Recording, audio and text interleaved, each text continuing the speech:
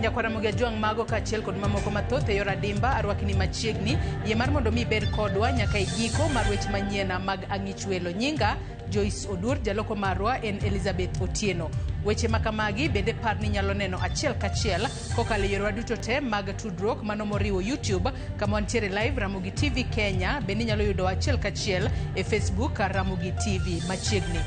Gikone to ringre obila Kennedy Mutuku Nzuve ochopo pachoka kendo ruake koda tend obila kaachiel kod wede e paw ndeke ma JKIA bore Nairobi. Nzuve nowito ngimane e masira mar apaya tarik 1 dwe mar 9 higani e kinde mane girakore kod kweth njore e boma ma Port-au-Prince, piny Haiti. Efinyakidi nigi ler.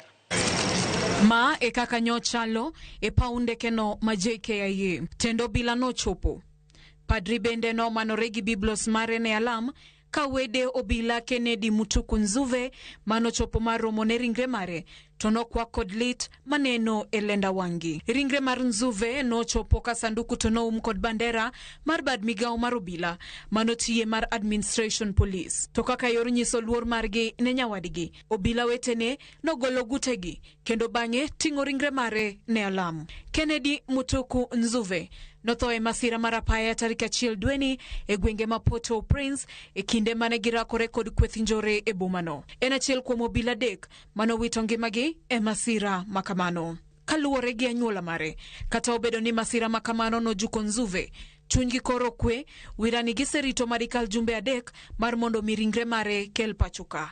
It is now a bit relief for us as a family because there have been so many speculations all over that maybe it's not there, it's not coming.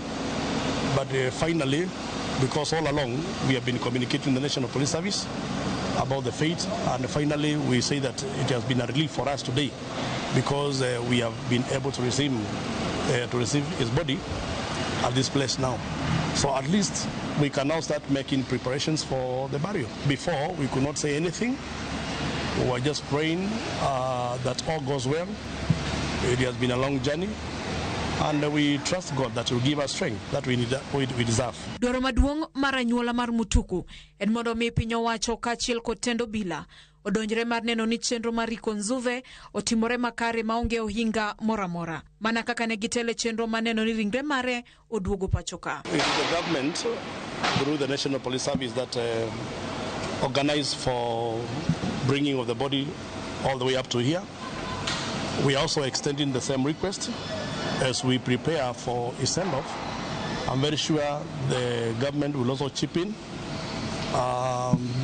It is unfortunate just incidents because Kennedy is the only son of our mother, of the mother, and it's not. It's a big pain.